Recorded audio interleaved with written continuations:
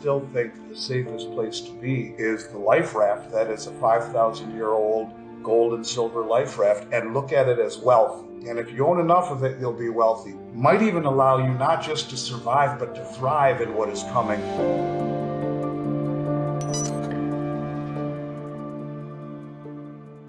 Andy Schectman talks about the current state of the market. The scarcity of metals has become frighteningly difficult, with the demand being many times greater than the price reflects.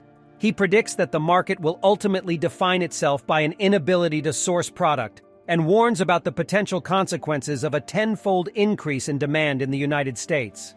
Right now, I think the whole world has awoken to inflation, to anxiety, to war, to currency debasement, political and geopolitical, to divisiveness, all of these things that are spinning and spinning in every different direction.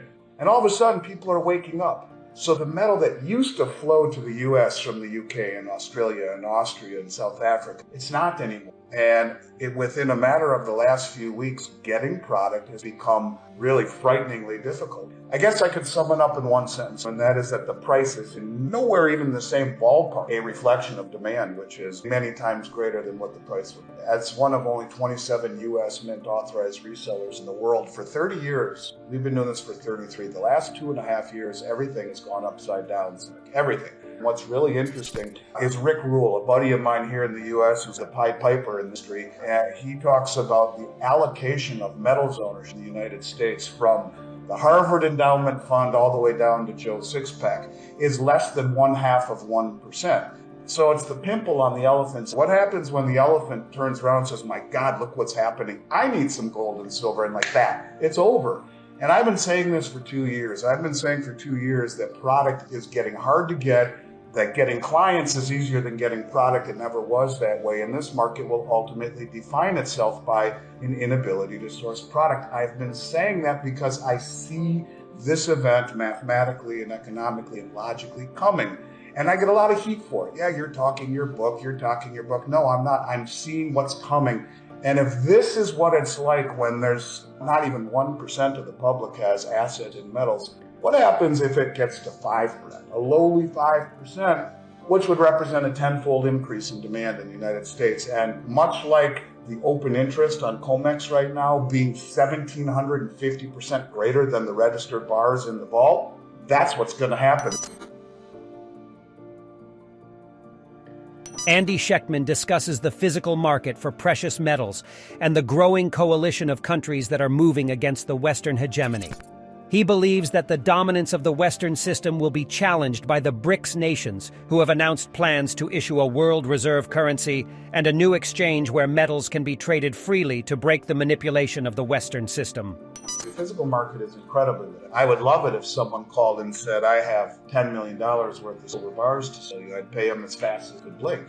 And I think that's an environment where product is literally as fast as anything I've ever. It's concerning. It really is. And I think it also perhaps is a precursor to what's coming next. Why is there such a scramble to get all of this stuff in your possession? And I think a lot of it has to deal with the fact that there is a growing coalition of countries that are moving against the Western hegemony. And I think this is the most important in the world, that when you take a look at the Belt Road Initiative, all 30 of the OPEC member countries, and you take a look at the BRICS nations, who Saudi Arabia just came out while in a meeting in South Africa and said, we are going to join the BRICS. South African president and the Crown Prince of Saudi Arabia both acknowledge this.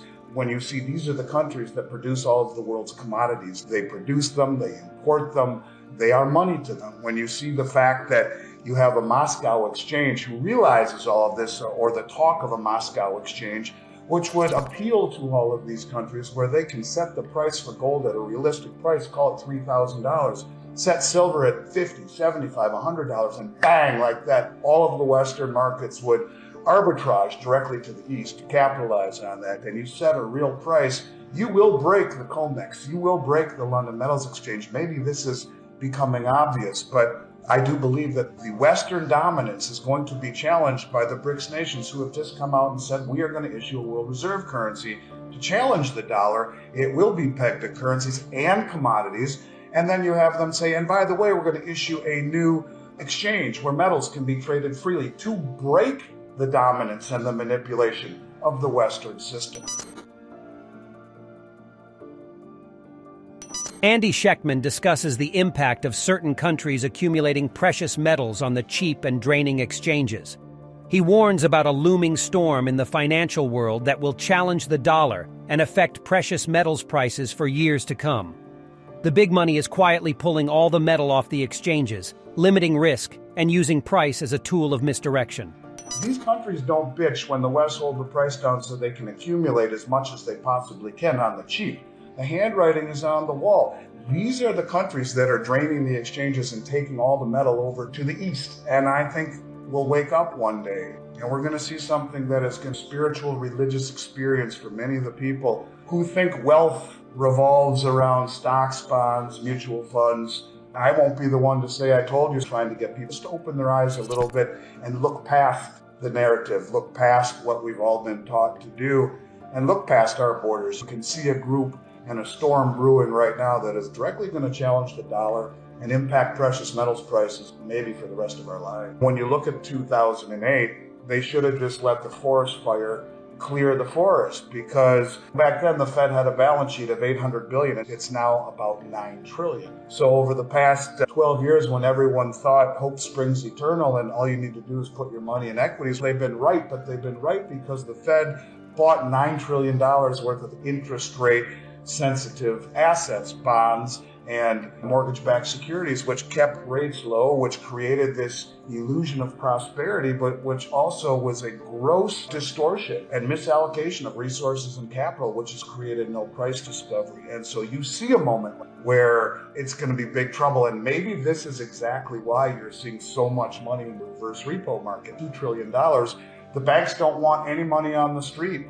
They would rather give their money to the Fed with safety overnight than to borrow it out and leave it out on the street. So the banks are reining in credit, and this is going to be an issue because just as massive credit expansion and deluge of money creation created prosperity, so too will a massive contraction of credit, which you're seeing, and the reining in of money, not giving it to anyone for everything anymore, ought to have the opposite effect.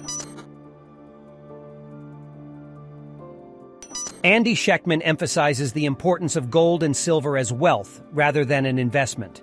He explains that these precious metals have lived through historic events such as world wars, hyperinflation, and pandemics.